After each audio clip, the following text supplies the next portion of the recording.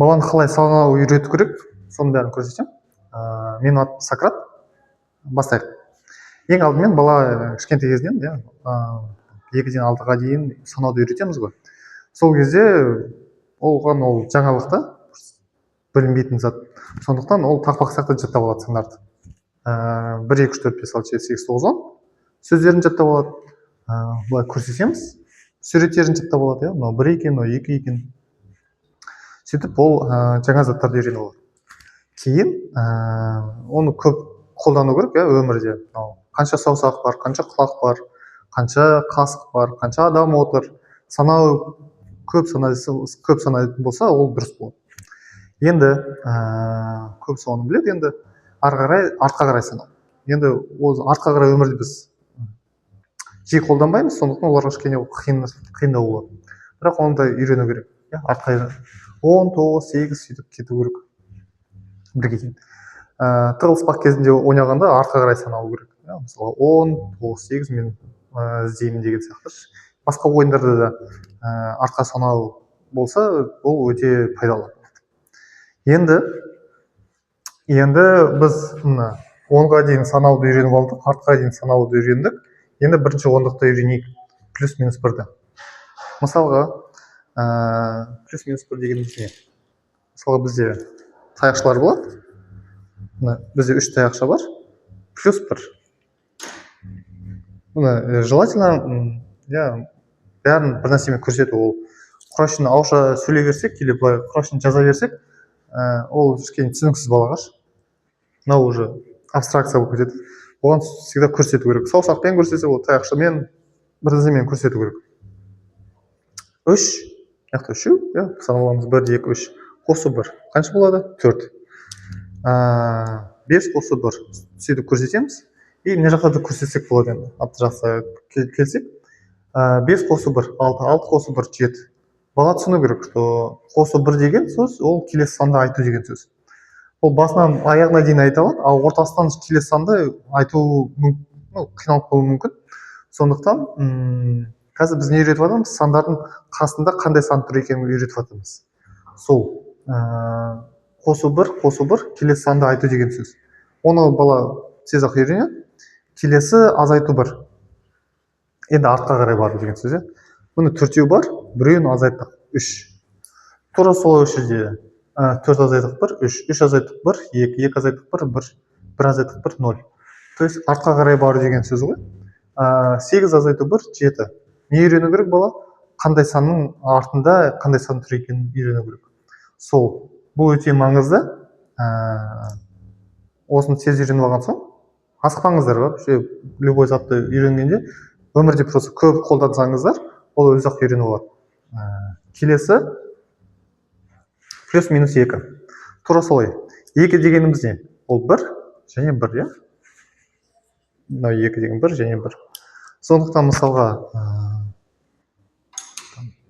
4-ке 2 қосу үшін 4-ке бірінші 1-ді қосып аламыз, ол болады 5. Тағы да және 1-ді қосып аламыз, ол болады 6.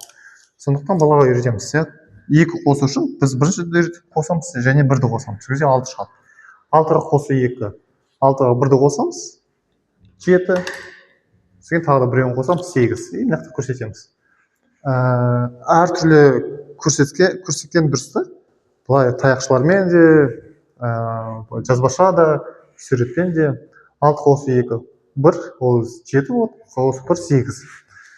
Сол кезде әртүрлі бәрін түсінсе, ол толық суреті шығады. Енді азайту 2 деген тура солай. Бірінші біреуін азайтып аламыз. Мысалға бұл жақта қанша? 8. 4-еу, 8. Біреуін азайтып аламыз. 7 қалады. Тағы да біреуін азайтамыз. 6 қалады. Демек, бір азайтамыз, сөйтіп болады 6. Осы ұзақ уақыт алып, оны қатты ақсатпаңыздар. Плюс-минус 2. Келесі плюс-минус 3. 3 дегеніміз не? 3 дегеніміз 3 таяқшы. Демек, 6 3 қосу үшін бірінші 1-ді қосып аламыз, 7. Тағы да біреуін қосамыз, 8. Тағы да біреуін қосамыз, 9 болады. Немесе былай етсе болады, дұрыс болады. 3 деген ол 1, 1, 1.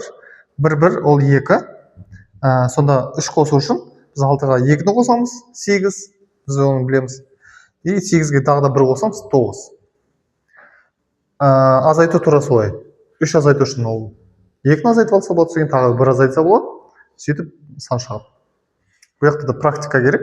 Практика кезінде еще мыналарды бір жаңа зат үйреніп жатқанда, мыналарды қайталау керек, мынаны қайталау керек, мынаны қайталау керек, и мынаны жаңа затты үйрену керек. То есть тек қана 3-ті қоса бермейміз, 2-1-ді тоже қосу азайтуды қайталаймыз. Өйткені қайталамаса бәрі ұмытылып қалады.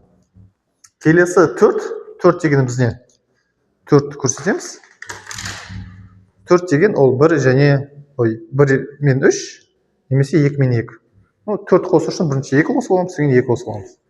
Мысалға 6-ға 4 қосу үшін 6-ға 2 қосып аламыз, ол болады 8, 8-ге 2-ні қосамыз, ол болады 10. Таяқшалармен көп жұмыс істейміз, көрсетеміз. И мынау суретпен тоже 6-ға 2 қосамыз, кейін тағы да 2, 10 болады. Азайту керісінше, бірінші 2 азайтып аламыз, кейін 2 азайтып аламыз, сонда біз 4 азайттық деген сөз. Сөйтіп тура солай 5, ол 3 пен 2 қосындысы. 6 ол 3 пен 3, 7 ол 5 пен 2, немесе 6 және 1. Оны үйрене береміз. 6-тан 9-ға дейін оңай ояқты сандар көп емес. Біз тек қана бірінші 10-ды қарастырамыз, сондықтан 9-ға 1 ғана қосса болады, 10-нан 9-ға ғана азайтса болады. Ол қиын емес. Ең қиыны сол 5-ге дейін. Ары қарай целом болды. Не істеу керек сіздерге? Мына сандарды жазып қою керек. Таяқшалармен санауды үйрету керек. Өмірде көп ойнау керек сандармен, қолдану керек. Мынандай кітап бар. Бұл енді орысша, советский кітап, Пчелка, автор. Бұл жақта сандар қалай қосу керек, азайту керек, бәрі айтылып тұр.